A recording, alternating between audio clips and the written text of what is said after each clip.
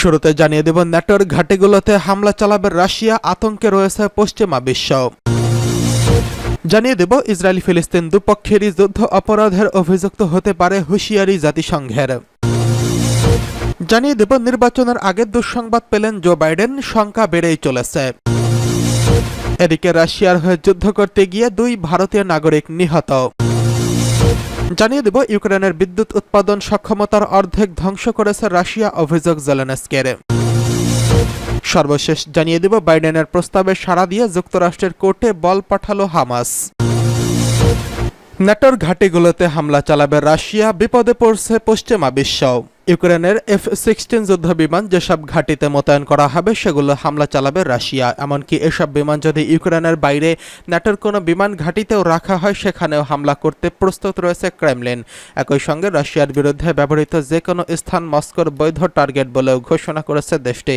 রাশিয়ার সংসদ দুমার প্রতিরক্ষা কমিটির চেয়ারম্যান আন্দ্রে কার্পতলভ সোমবার মস্কোয় এক বক্তব্যে এই হুঁশিয়ারি উচ্চারণ করেছেন। ইউক্রেন যখন তার পশ্চিমা মিত্রদের কাছ থেকে আমেরিকার তৈরি F-16 যুদ্ধবিমানের প্রথম চালান গ্রহণ করার প্রস্তুতি নিচ্ছে, তখন এই সতর্কবাণী উচ্চারণ করলেন কার্তলভ। ইউক্রেনের পাইলটরা F-16 যুদ্ধবিমান চালনার প্রশিক্ষণ শেষ করার পর কিয়েভকে ওই যুদ্ধবিমান দিতে সম্মত হয়েছে ন্যাটোভুক্ত দেশগুলো। রুশ দুমার এই প্রতিনিধি তার দেশের অবস্থান স্পষ্ট করে বলেন, ইউক্রেনকে সরবরাহ করার জন্য বিদেশি ঘাঁটিগুলোতে যেসব বিমান মোতায়েন করা হবে সেগুলো এখন রাশিয়ার বিরুদ্ধে ব্যবহৃত হয়নি বলে সেখানে হামলা চালাবে না রাশিয়া। তিনি হুঁশিয়ারি উচ্চারণ করে বলেন, কিন্তু যদি বিদেশি ঘাঁটিগুলো থেকে যুদ্ধবিমান আকাশে উড়ে রাশিয়ার বিরুদ্ধে হামলা চালায় তাহলে এইসব যুদ্ধবিমানের পাশাপাশি যেসব ঘাঁটি থেকে সেগুলো উড়েছে সেগুলোতেও হামলা চালাবে রাশিয়া। সম্প্রতি ইউক্রেনের বিমান বাহিনীর কমান্ডার সের্গেই গোলুদবৎস বলেছিলেন, ইউক্রেনে পশ্চিমা দেশগুলোর কাছ থেকে যেসব F-16 যুদ্ধবিমান পেতে যাচ্ছে তার কিছু সংখ্যক বিদেশি ঘাঁটিগুলোতে মোতায়েন থাকবে। এদিকে ইসরায়েল ফিলিস্তিন দুই পক্ষই যুদ্ধ অপরাধে অভিযুক্ত হতে পারে, হুঁশিয়ারি জাতিসংঘের। গত শনিবার গাজার নুসৈরাত শরণার্থী শিবিরে ভয়াবহ প্রাণঘাতী অভিযানের নামে 4 জিম্মিকে উদ্ধার করেছে ইসরায়েলি বাহিনী। এই অভিযানের কারণে ইসরায়েল এবং ফিলিস্তিনের সশস্ত্র গোষ্ঠীর উভয়ই যুদ্ধ অপরাধে অভিযুক্ত হওয়ার সম্ভাবনা রয়েছে বলে জানিয়েছে জাতিসংঘের মানবাধিকার দফতর। নুসৈরাতের ওই হামলায় ইসরায়েলি বাহিনীর সম্ভাব্য নিয়ম লঙ্ঘনের বিষয়ে উদ্বেগ প্রকাশ করেছেন দপ্তরের মুখপাত্র জেরেমি লয়েন্স। অভিযানে নারী ও শিশুসহ অন্তত 274 জন ফিলিস্তিনের মৃত্যু হয়েছে বলে জানিয়েছে গাজার স্বাস্থ্য কর্মকর্তারা।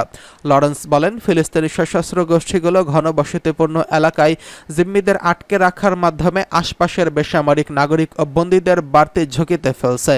জেনেভায় জাতিসংঘের নিয়মিত ব্রিফিংয়ে তিনি আরও বলেন, উভয় পক্ষের এসব কর্মকাণ্ড যুদ্ধ অপরাধে শামিল হতে পারে।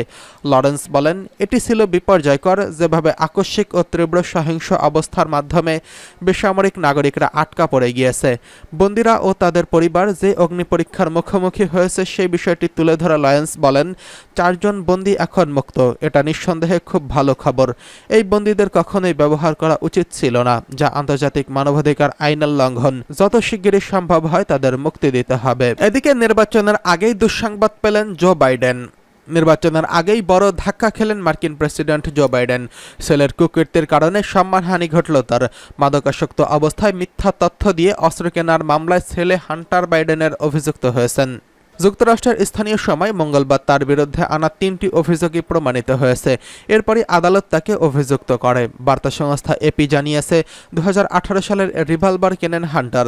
আগ্নেয়াস্ত্র কেনার ক্ষেত্রে তিনি ফর্মে বাধ্যতামূলকভাবে কিছু তথ্য দিতে হয়, কিন্তু মিথ্যা তথ্য দেন হান্টার বাইডেন। সরকারি কৌশলীরা জানিয়েছেন, অস্ত্র কিনতে হলে মাদকাসক্ত বা অন্য কোনো নেশাদ্রব্য গ্রহণ করেন কিনা সে ব্যাপারে স্পষ্টভাবে জানাতে হবে, কিন্তু হান্টার এই ক্ষেত্রে অস্ত্র ব্যবসায়ীকে মিথ্যা তথ্য দিয়েছেন। মিথ্যা কথা বলেই তিনি অস্ত্রটি নেন এবং 11 দিন সেটি নিজের কাছে রাখেন। আদালতে দোষী সাব্যস্ত করার রায় দেওয়ার সময় হান্টারকে খুব একটা বিচলিত দেখা যায়নি। অভিযুক্ত হওয়ায় হান্টারকে এখন 25 বছর পর্যন্ত কারাদণ্ড দিতে পারে আদালত। তবে প্রথমবারের মতো এই অপরাধ করায় তাকে সর্বোচ্চ সাজা দেওয়া হবে কিনা তা স্পষ্ট নয়। নভেম্বরের প্রথম সপ্তাহে মার্কিন প্রেসিডেন্ট নির্বাচনের আগে ছেলের এমন সাজা বাইডেনের নির্বাচনে কতটা ধাক্কা দেবে সেটাই এখন দেখার বিষয়। এদিকে রাশিয়ার হয়ে যুদ্ধ করতে গিয়ে 2 ভারতীয় নাগরিক নিহত। চলমান রাশিয়া ইউক্রেন সংঘাতে রুশ সেনাবাহিনী নিয়োগ করা 2 ভারতীয় নাগরিক নিহত হয়েছেন। বিষয়টি নিশ্চিত করেছেন ভারতের পররাষ্ট্র মন্ত্রণালয়ের তরফ থেকে। জানানো হয়েছে, সরকার বিষয়টি রাশিয়ার কাছে উত্থাপন করেছে। খবর অনুসারে ভারতের পররাষ্ট্রমন্ত্রী রুশ সেনাবাহিনীতে ভারতীয়দের নিয়োগ অবিলম্বে বন্ধ করতে বলেছে। একই সঙ্গে বর্তমানে রুশ সেনাবাহিনীতে থাকা সমস্ত ভারতীয়কে দেশে ফেরার অনুমতি দিতে বলেছে। ভারতের পররাষ্ট্র মন্ত্রণালয় রাশিয়ার চাকরি গ্রহণের ক্ষেত্রেও জনগণকে সতর্ক করতে বলেছে। ভারতের পররাষ্ট্র মন্ত্রণালয় এক বিবৃতিতে বলেছে, মস্কো ভারতীয় দূতাবাসের বিষয়টি রাশিয়ান কর্তৃপক্ষ ও নয়াদিল্লিতে রাশিয়ার রাষ্ট্রদূতের কাছে জোরালোভাবে উত্থাপন করেছে। রাশিয়ার সেনাবাহিনী থাকা সমস্ত ভারতীয় নাগরিককে দ্রুত মুক্তি দেওয়া এবং দেশে ফিরিয়ে দেওয়ার আহ্বান জানানো হয়েছে। ভারত আরও দাবি করেছে, রাশিয়ার সেনাবাহিনীতে ভারতীয় নাগরিকদের ভবিষ্যতে কোনো নিয়োগ বন্ধ করতে হবে। এই ধরনের কার্যক্রম আমাদের অংশীদারিত্বের সঙ্গে সামঞ্জস্যপূর্ণ হবে না।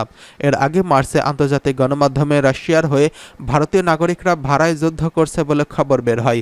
এরপর ভারত সরকার জানায়, বিষয়টি নিয়ে তারা কাজ করছেন। রুশ সরকারের কাছে ভাড়ায় যুদ্ধ করতে যাওয়া নাগরিকদের ফিরিয়ে দেওয়ার দাবি জানানো হয়েছে বলেও জানিয়েছে কর্তৃপক্ষ।